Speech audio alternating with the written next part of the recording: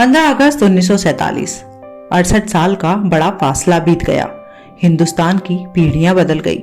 देश नेहरू युग से मोदी युग का गवाह बन गया। मगर जो नहीं बदली वो है मुल्क की पहचान, एक आवाज जिसने पिछले 6 दशक से हिंदुस्तान को संगीत के धागे में पिरोया है। एक ऐसा नाम जिसकी आवाज ही पहचान है। आजादी के जश्न पर हिंदुस्तान की महान बेटी का जिक्र ना किया जाए यह मुमकिन नहीं है।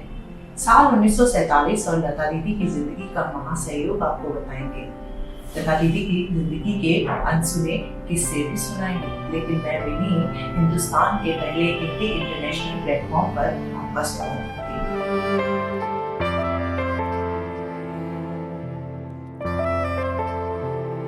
अपनी आवाज से हिंदुस्तान को एकजुट करने का काम लता दीदी ने बखूबी निभाया है। 52 साल बीत गए, लेकिन आज भी देशभक्ति का सबसे सुरीला तराना गूंजते ही आंखें भर आती हैं। लता दीदी की राष्ट्रभक्ति गाथा सुनने के लिए आज की पीढ़ी को 52 साल पहले जाना होगा, जब इसी रामलीला मैदान में पहली बार स्वर कोकिला ने स्टेज से ऐ मेरे वतन गुनगुनाया था। तारीख 27 जनवरी 1963, जगह रामलीला मैदान, दिल्ली। चीन से जंग खत्म हुए 2 महीने ही बीते थे। शहीदों की याद में एक बड़ा कार्यक्रम आयोजित किया गया था। बॉलीवुड सितारों से सजी इस महफिल में तत्कालीन प्रधानमंत्री नेहरू जी चीफ गेस्ट बने थे। 27 जनवरी 1963 की उस सर्द शाम इसी रामलीला मैदान में हजारों लोग जुटे थे। देश की आवाम के दिलों में जवानों की शहादत का गम था, मगर सब्र का बांध टूटना बाकी था। माहौल की खामोशी तोड़ते हुए लता जी स्टेज पर आई और कवि प्रदीप का लिखा गीत गुनगुनाने लगी। आधा गीत ही पूरा हुआ था कि लोगों के सब्र का बांध टूट गया। आंखों से आंसुओं की धार निकल गई। पंडित जवाहरलाल नेहरू की आंखें भी नम हो गई। उस शाम की इस तस्वीर को देखिए।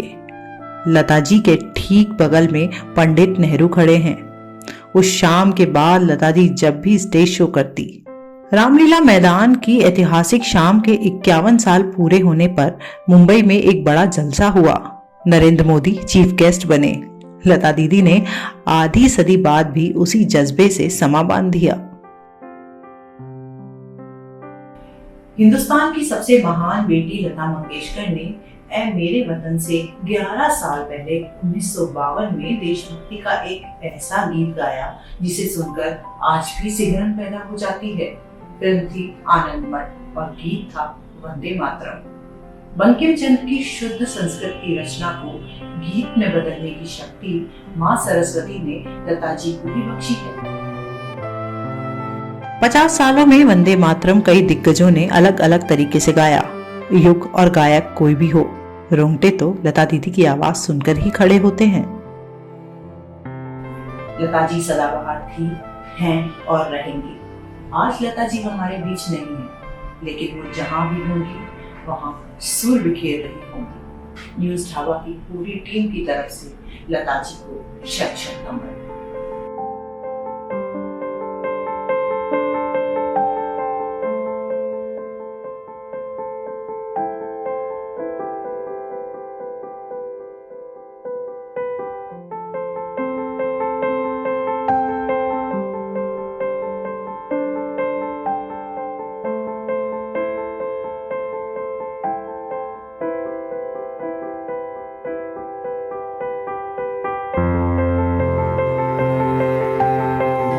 मैं हूँ पूजा सिंह भदूला। मैं हूँ उर्वशी गौड़।